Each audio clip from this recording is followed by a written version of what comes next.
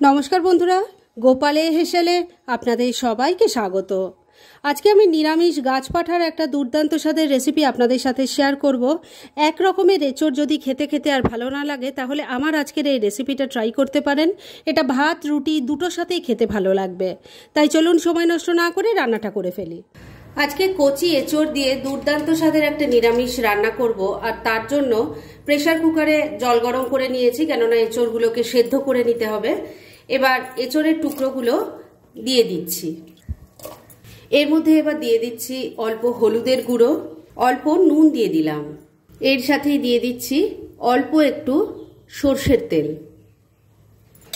ভালো করে মিশিয়ে নিয়ে লিডটা লাগিয়ে দিলাম, আর মিডিয়াম ফ্লেমে রেখে দুটো হুইসেল পড়লেই কিন্তু এটা সেদ্ধ হয়ে যাবে। তাহলে এটা সেদ্ধ হোক, তারপর ফিরে এসে নেক্সট স্টেপ দেখাচ্ছি।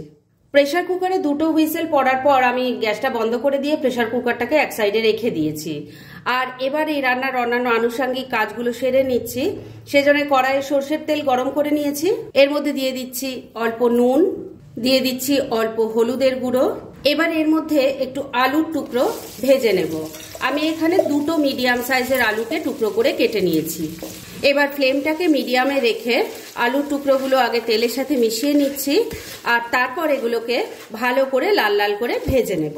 আর বন্ধুরা, এই আলুর টুকরোগুলো ভাজা হতে একটু তো সময় লাগবে, তাই এই সময়ের মধ্যে এই রান্নার একটা মশলা বানিয়ে নিচ্ছি। তার জন্য আমি প্লেটের মধ্যে কিছু জিনিস সাজিয়ে রেখেছি। কি কি আছে সেটা আগে বলে দিই। এখানে নিয়েছি 1 চামচ গোটা জিরে, ছোট ছোট 4 টুকরো আদা আছে, 4টে কাঁচা লঙ্কা আর একটা শুকনো লঙ্কা নিয়েছি। ঝালটা অবশ্যই নিজেদের টেস্ট অনুযায়ী দেবেন। এবার এই সবকিছু একসাথে মিশিয়ে অল্প একটু জল দিয়ে বেটে একটা মিহি পেস্ট তৈরি করে নিচ্ছি। মশলাটা তৈরি করে রেখে দিয়েছি, আর আলুগুলোও ভাজা হয়ে গেছিল, তুলে নিয়েছি। এবার যে তেল আছে তার মধ্যেই বাকি রান্না করব।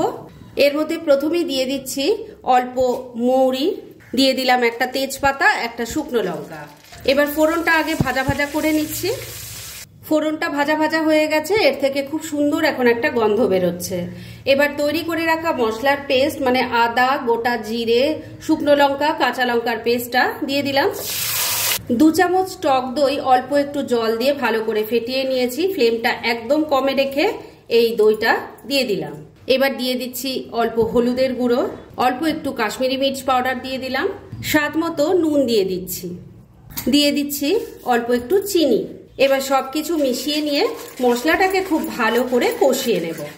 মশলাটাকে 2-3 মিনিট সময় নিয়ে খুব ভালো করে কষিয়ে নিয়েছি।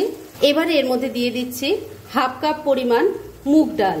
এই মুগ ডালটাকে আমি 15-20 মিনিট জলে ভিজিয়ে রেখেছিলাম। এবার সেই ডালটা দিয়ে দিলাম। মশলার সাথে খুব ভালো করে মিশিয়ে কষিয়ে নেব। বন্ধুরা, আপনারা আমার রেসিপি দেখার সাথে সাথে আমার ফেসবুক পেজ গোপালের হেসেল, তাতেও ভিজিট করতে পারেন। ডেসক্রিপশন বক্সে লিংক দেওয়া আছে। মিনিট 2 সময় নিয়ে মশলার সাথে ডালটা মিশিয়ে কষিয়ে নিয়েছি। এবার ভেজে রাখা আলুর টুকরো দিয়ে দিলাম, দিয়ে দিচ্ছি একটু কিশমিশ। এবার সেদ্ধ করে রাখা এঁচোড়টা দিয়ে দিলাম। এবার সবকিছু মশলার সাথে মিশিয়ে খুব ভালো করে কষিয়ে নেব। বন্ধুরা, এই রান্নাটা কিন্তু খেতে অসাধারণ হয়, আর এটা ভাত রুটি দুটোর সাথেই পরিবেশন করা যায়। তাই এভাবে যদি আগে না ট্রাই করে থাকেন, আমার রেসিপিটা দেখে অবশ্যই একদিন ট্রাই করুন। এটা আমার রিকোয়েস্ট রইল সবার কাছে। আর ট্রাই করার পর কেমন লাগলো সেটাও প্লিজ জানাতে ভুলবেন না। সবকিছু খুব ভালো করে মিশিয়ে মিনিট 2 একটু কষিয়ে নিয়েছি। তবে এই কষানোর ওপরেই কিন্তু এই রান্নার টেস্ট অনেকটা ডিপেন্ড করছে। তাই ফ্লেমটাকে লো আর মিডিয়ামের মাঝামাঝি রেখে ঢাকা দিয়ে এটাকে 2-3 মিনিট আবারও একটু কষিয়ে নিচ্ছি। মিনিট 3 রান্নাটা করে নিয়েছি। এবার ঢাকা তুললাম।